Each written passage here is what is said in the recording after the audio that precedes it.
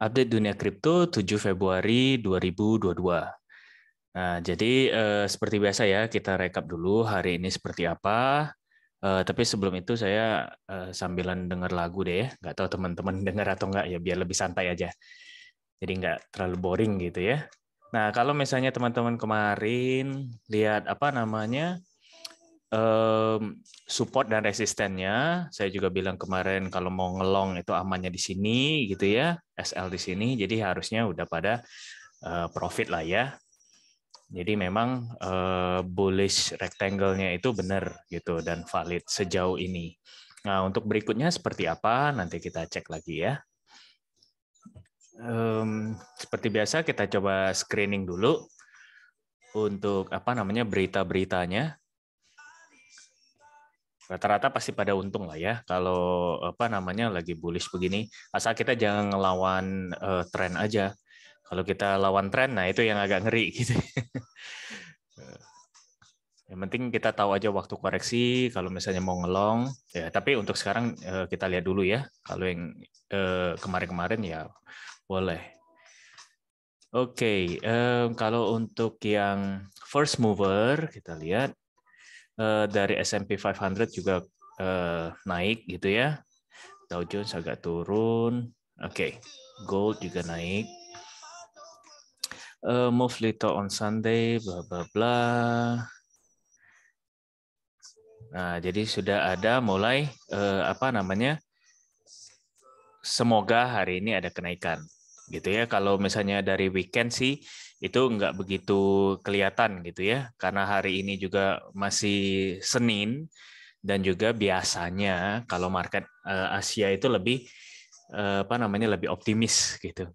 Kalau market Amerika, nah itu yang agak ngeri-ngeri sedap gitu ya. Ke arah mana nanti ya kita coba lihat.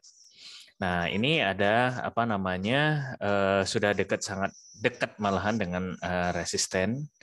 Nah, tapi kayaknya ini kalau dia pakai berapa coba kita lihat MA100 sepertinya ya. Resisten level the next level itu 45.000 katanya. RSI-nya masih belum overbought, jadi masih aman. Dia ini pakai 1 harian. Nah, kalau misalnya dilihat dari sini, kemungkinan dia bilang 45.000 tadi ya. Kalau saya sih sepertinya nggak sejauh itu. Nah, nanti kita lihat lagi secara teknikalnya seperti apa. Oke, terus ada ini berita mengenai US ekonomi ini. Oh, ini kayaknya sudah saya bahas ya, sudah pernah. Terus ada Justin Sun, ini juga kemarin. Ini masih sama, sepertinya belum ada terlalu banyak apa namanya perubahan. Oke, kita coba lihat. Karena ini masih belum Senin gitu di Amerika, jadi mungkin dia belum update banyak gitu ya. Tapi kita coba cek deh. Nah, ini oke, remove ini NS VR headset maker HTC sih. Oh ya, itu ke apa namanya? Lebih ke saham. Kalau ini Shiba yang tiba-tiba naik gitu ya, cukup kenceng pagi tadi. Terus oke, the corporate ya, kalau ini masih belum banyak, masih sama seperti kemarin. Coba kita lihat dari ini Cointelegraph.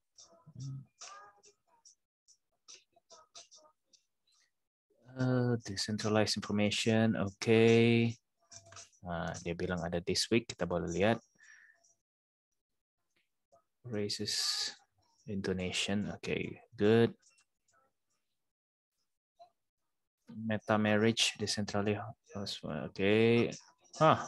Jadi metaverse wedding menarik ini. Nanti kita coba lihat ya.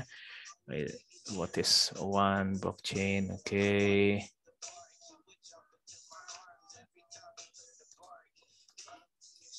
Nah, ini kalau kita lihat 5 things to watch for Bitcoin this week.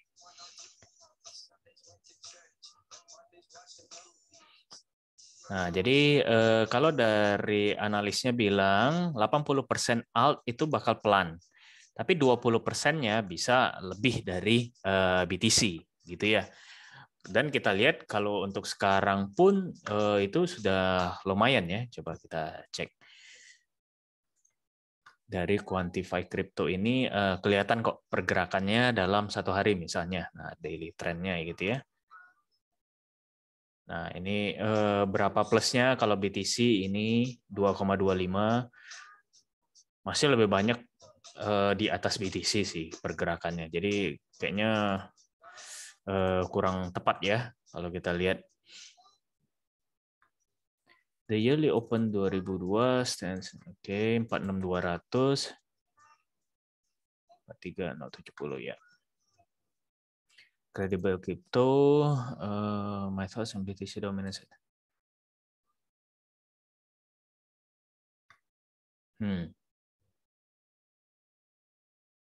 Oke, itu enggak begitu inilah ya. Nah, jadi kalau kita lihat ya, dari sini kesimpulannya, kalau dari Credible Crypto ini, ekspektasinya dia bilang BTC DOM itu bakal naik dulu. Jadi BTC still the show katanya. BTC duluan, makanya 80% tadi katanya masih lagging, jadi di bawah BTC. 20%-nya itu bisa masih lebih dari BTC gitu ya, walaupun kita lihat dari data sih belum. Tapi ini kan tadi kita lihat untuk prediksi apa namanya dalam minggu ini gitu ya. Jadi menarik gitu. Itu juga perlu menjadi pandangan kita gitu ya. Jangan kita langsung ini juga apa namanya mengajukan gitu. Nah, jadi dia bilang ini sudah fifth wave. Jadi gelombang kelima. Jadi nah ini BTC still the show, pump aggressively. Nah, alts to take initial hit but then rally. Nah, jadi apa namanya menarik juga untuk kita lihat alt season index ya. Mungkin kita sudah mendekati atau seperti apa. Jadi supaya kita ada bayangan ke arah mana. Nah, jadi kalau ini sebenarnya belum, month mungkin lebih tepat ya, lebih jauh lagi. Jadi masih agak jauh sebenarnya ke 75 ya. Tapi apa namanya, dan kalau misalnya nanti rally duluan, berarti pastinya turun lagi dong. Kalau BTC rally duluan ya, baru catch up.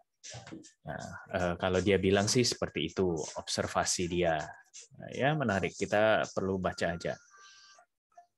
Nah, inflation stays real before January CPI readout. Oke, ini juga menarik karena kita harus melihat inflasi bulan Januari itu seperti apa. Dan nanti ada datanya keluar di bulan Februari ini. Nah, tepatnya tanggal berapa itu nanti saya update lagi gitu ya, supaya kita mendapat gambaran kira-kira bagusnya apa namanya ekspektasi analis itu seperti apa, dan juga kita kalau misalnya tahu inflasi memang lebih tinggi lagi, berarti kan pasti ada dampak ke BTC juga. Nah, jadi memang kalau ditanya bull run belum, kalau saya sih bilang belum sejauh ini gitu ya. Apalagi Maret masih kita ada bayang-bayang untuk menaikkan suku bunga itu ya. Jadi hati-hati aja. One thing is for sure, price action is always way ahead of what we think. Nah, jadi memang ini saya setuju. Dalam arti harga itu mendului, terutama di market ya, baik kripto atau saham, harga itu mendahului kenyataan gitu ya biasanya. Jadi apa namanya kalau misalnya nanti CPI reading-nya seperti apa, nah kita bakal lihat hari sebelumnya itu pergerakan sudah kelihatan. Nah, nanti itu saya update untuk apa namanya waktu pastinya ya. Will the dollar keep diving? Nah, ya ini berhubungan dengan inflasi juga. Short-term holders start return to profit. Ya, dan kebanyakan memang saya lihat apa namanya short-term holder juga, apalagi yang udah nyerap-nyerap kemarin pasti sudah pada taking profit gitu ya. Nah, jadi apa namanya kita lihat lagi lah bagusnya kita itu sebagai short term holder atau long term holder, tapi kalau saya pribadi lebih ke short term, kecuali memang saya udah dapat murah misalnya dan itu bisa di staking dengan reward yang cukup oke, ya saya bakal stake. Nah, itu pun saya cari yang biasanya yang fleksibel gitu ya, nggak yang di keep berapa lama gitu. Nah, karena nanti kalau kita miss apa namanya, waktu harga lagi tinggi banget gitu, ternyata kita masih staking, ya sayang gitu ya. Terus sentimen apa namanya, bakal keluar dari fear, tapi belum. Sekarang masih di fear, nah, tapi naik terus ya. Nah, apakah akan keluar? Kalau keluar sih bagus. Oke, ya ini udah kita kira-kira udah mengerti lah ya. Meta marriage, Decentraland host first metaverse wedding. Oke, ini menarik karena jadi apa namanya? Ini memang sebenarnya nggak berhubungan dengan apa price action atau bagaimana, tapi menariknya untuk kita terbuka gitu ya secara bisnis maupun karir. Ini pun saya ada sampaikan di VIP, terutama untuk metaverse dan NFT gitu. Karena ini bicara wedding, saya juga apa namanya, bayangkan misalnya nanti di semua industri, jika kalian memiliki NFT misalnya Anda mendapatkan diskon membeli barang kita dan NFT itu bisa Anda perjualbelikan, itu kan itu menurut saya nggak bisa dielakkan gitu. Itu pasti terjadi nantinya. Dan pelan-pelan kita mengarah ke sana. Nah, kalau misalnya teman-teman di industri apa gitu, pelan-pelan coba pelajarin bagaimana bisa mengintegrasikan NFT ataupun metaverse gitu ya ke bisnis atau industri kalian, walaupun kalian bekerja, ini merupakan suatu disrupsi teknologi nantinya, menurut saya.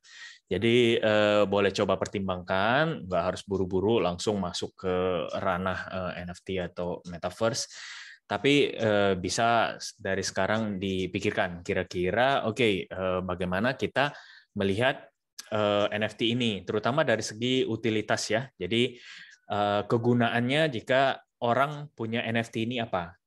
Mereka bisa sewakan kah? Mereka bisa dapat diskon kah? Mereka bisa perjualbelikan kah? Atau apa? Atau mereka mendapatkan fitur tertentu kah? Nah, itu bisa semua ya. Metaverse agak sedikit tricky karena kita harus apa namanya, memiliki lahan, memiliki avatar segala macam, tapi itu juga bisa misalnya untuk komunitas dalam bisnis kita gitu ya. Jadi kita bisa bertemu, ngobrol di sana dan lain-lain. Jadi menarik sekali menurut saya ini, dan ya teman-teman harus sudah pertimbangkan dari sekarang. Nah, ini dari derivatif kita lihat dia bilang ada perubahan apa namanya, sentimen. Nah, jadi ini CME futures traders are no longer bearish. Nah, jadi dia ada naik. Biasanya satu itu di yang netral gitu ya. Jadi ini sudah ada kenaikan. Jadi menarik ya. Apakah memang pasti? Ya kita masih belum tahu. Nah kalau dia tarik dari ini total crypto market cap, ini kita masih di tren turun, downtrend. Jadi belum break gitu ya. Ya semoga kita harapkan akan break gitu. Ini nggak break karena atau nggak naik signifikan kalau kita lihat ya di sini ya karena volume trading atau kemarin ya waktu naik tingginya itu ya memang volume tradingnya kecil, kita tadi lihat ya di apa beberapa hari kemarin gitu, apalagi weekend, jadi volumenya kecil ya otomatis nggak begitu tinggi. Jadi makanya saya harapkan sebenarnya hari ini atau nanti terutama di market Amerika itu bisa ngepam lebih tinggi, jadi kita lebih pasti gitu di apa untuk melihat sinyal bullish-nya. Tapi ya we'll see lah. Untuk Fear and Greed tadi dibilang udah naik ya, berarti kalau dari kemarin itu 8 poin naiknya. Dan ini belum ke netral, masih di daerah fear, tapi udah jauh dari extreme fear. Bayangin kalau bulan lalu itu 10, sekarang di 45, which is a good sign gitu ya. Kalau untuk apa namanya sentimen secara on chain dulu deh, kita lihat ya. Sentimen secara on chain itu masih bearish gitu ya, masih bearish. It's okay. Kalau kita lihat dari data, nanti baru kita masuk ke teknikalnya seperti biasa. Kalau data ini agak ngeflat gitu ya, karena kita sideways dan ini perjaman ya. Jadi misalnya dari pagi, kita coba lihat ada nggak ya jamnya biar lebih jelas. Nah ini dari pagi itu ngeflat. Nah, jadi orang memang masih ragu gitu. Nah, tapi funding rate ini mulai nurun nih. Dalam arti berarti banyak yang nge-short nih. Nah, ini apa namanya? Apakah pasti pergerakannya ke sana? Ya, we'll see. Berarti kalau dilihat dari sini open interest netral, tapi ini bearish, berarti netral bearish gitu ya. Kalau dari akumulasi whales mungkin juga sedikit menurun karena harga sudah cukup tinggi. Kita coba lihat, ya menurun ya, bearish juga. Terus kita lihat dari inflow exchange agak naik.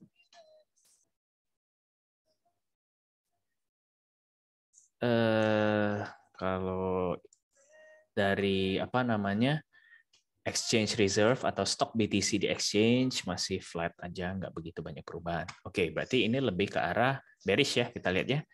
Nah, sekarang kita coba lihat dari BTC secara teknikal tentunya.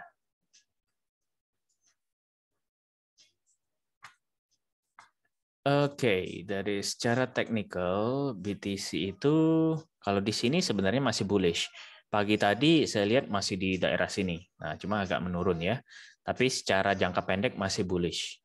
Dan saya lihat juga kalau dari preset harusnya juga masih mengarah ke sana.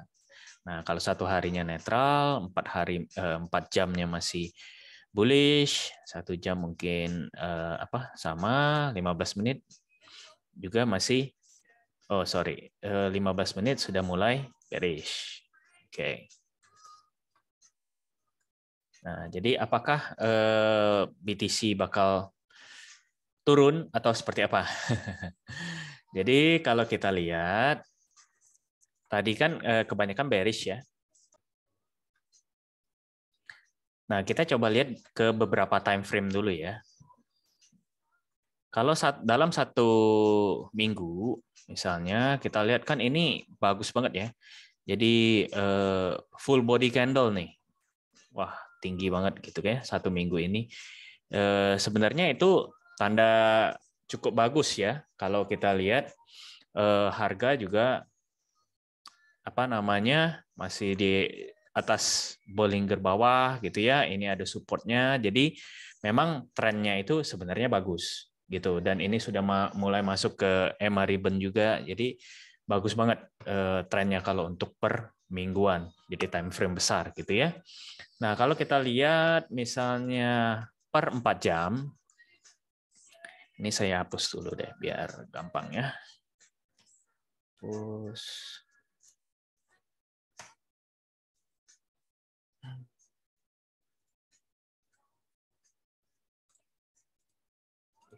dihapus dulu. Oke.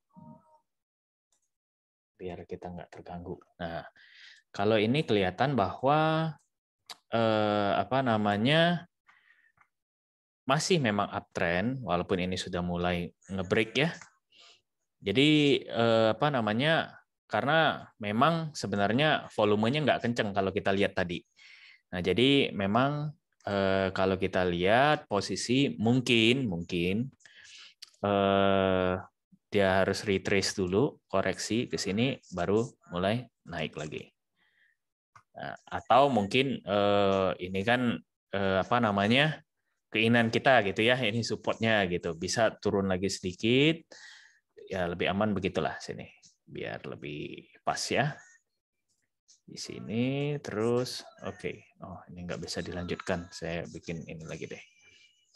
Jadi dari sini misalnya, saya kan biasa bikin worst case gitu ya. Jadi dari sini ke sini ini supportnya. Nah, kira-kira di sini baru mulai naik lagi.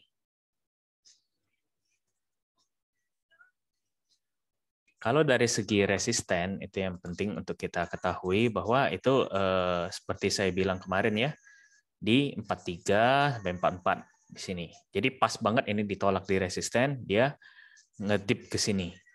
Nah, jadi sangat wajar. Nah, kemungkinan akan seperti ini. Nah, perlu diperhatikan apa namanya support paling besarnya sejauh ini di 41200 ini ya. Kalau misalnya ngebreak ke sini ya berarti itu sama lagi dengan posisi kemarin gitu. Kita lihat apakah memang BTC di sini pertama support pertama ini misalnya ngebreak atau enggak. Kalau misalnya dia langsung mantul, kita perhatikan lagi apakah bakal turun lagi. Ini worst case-nya menurut saya segini gitu ya. Terus bakal harusnya naik lagi. Kalau misalnya dia nggak naik lagi, berarti di sekitaran sideways di sini kita perhatikan supportnya. Jadi apa namanya, tetap perhatikan support dan resisten itu paling penting. 43 resisten sama 42 support gitu ya. Kalau misalnya dia di sini naik, udah nanti candle berikutnya ya berarti masih sideways di sini aja. Gitu aja.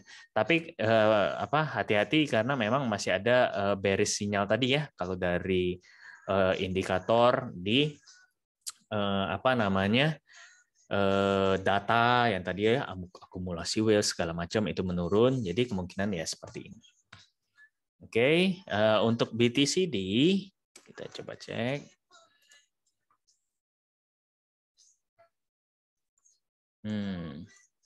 Ini terakhir ya kemarin ya. Jadi turun memang benar. Ini kemungkinan apa namanya hari ini itu karena BTC kita perkirakan akan turun, jadi dia akan mulai mengalami kenaikan di dekat sini. Mungkin ke support dulu, terus naik. Nah, ke arah sini mungkin malah lebih ya. Baru nanti turun ke supportnya. Kemungkinan di sini. Kalau mengikuti skenario BTC kita. Nah, jadi ya hati-hati apa namanya? Seperti biasa stay safe ya di market. Apakah waktunya nge-short? Ini saya kembalikan ke teman-teman aja. Saya cuma membantu analisa gitu ya. Apa namanya? Untuk aplikasinya saya sudah tunjukkan resisten tadi bagaimana, support gimana. Tentu paling bagus kalau resistennya nggak tembus seperti tadi 43 ya bisa langsung di short gitu ya. Kalau misalnya supportnya nggak tembus ya bisa kita ngelong ya kira-kira begitulah. Jadi cuman tetap ini analisa saya bukan penasihat keuangan, teman-teman harus dior lagi gitu ya. Apa namanya? Dan juga bisa analisa sendiri karena apa namanya ya kita cuma bisa memberikan gambaran secara data gitu ya teman-teman yang mengeksekusi. Oke, terima kasih sudah menonton dan jangan lupa untuk like, subscribe dan komen gitu ya di channel ini supaya kita bisa mungkin membantu teman-teman yang lain yang bingung gitu ya BTC ke arah mana. Nah, jadi supaya ya kita sama-sama membantu lah. Namanya di kripto kan kita juga memang sharing-sharing info gitu ya. Oke, terima kasih teman-teman. Bye-bye.